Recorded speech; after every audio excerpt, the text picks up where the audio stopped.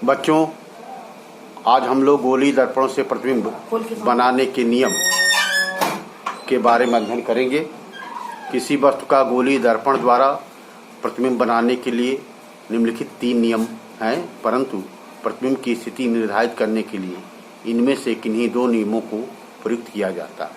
अर्थात प्रतिबिंब बनाने के लिए कम से कम 2 स्थितियों का होना आवश्यक है। पहला है, गोली दर्पण के मुख्य अक्ष के समांतर आने वाली प्रकाश किरण दर्पण से परावर्तित होकर दर्पण के मुख्य अक्ष में से या तो होकर जाती है अवतल दर्पण में, या मुख्य फोकस से आती हुई प्रतीत होती है उत्तल दर्पण में। जैसे यहाँ देखें, यह अवतल दर्पण है, यहाँ मुख्य अक्ष के समांतर ये आपतित किरण आ रही है जो यहाँ दर्पण से परावर्तित होकर फोकस से होकर गुजर जाती है। इसी प्रकार उत्तल दर्पण है, इसमें देखें ये मुख्य अक्ष के समांतर आपतित किरण आ रही है, यहाँ दर्पण से परावर्तित होकर इस दिशा में चली गई, जिसे पीछे बढ़ाने पर यह पर मिलती हुई प्रतीत होती है। अवतल दर्पण में यह मुख्य फोकस में से होकर जाती है, परंतु उत्तल दर्पण में यह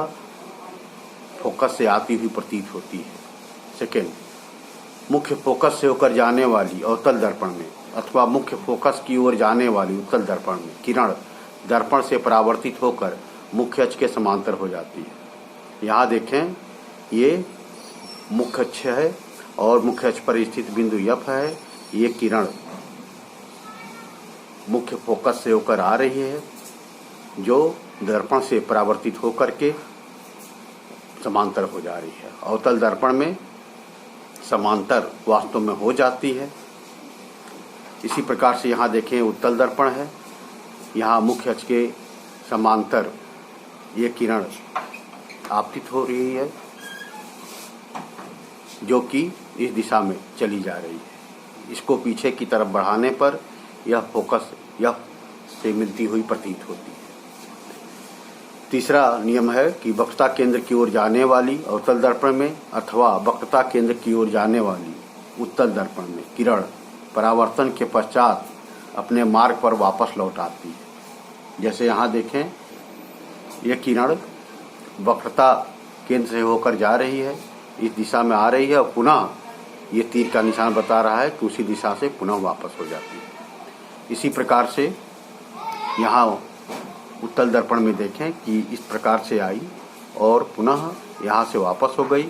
इसको पीछे की तरफ बढ़ाने पर वह यहाँ केंद्र से मिलती है, अर्थात वक्रता केंद्र से आने वाली किरण पुनः उसी मार्ग से वापस हो जाती है। अब बाकी हम लोग जो है गोली दर्पणों से कैसे प्रतिबिंब बनता है, अवतल दर्पण से किस अवस्था में और उत्तल दर्पण से किस अवस्था में प्रतिबिंब बनता है, इसके बारे में हम लोग कल अध्ययन करेंगे। धन्यवाद।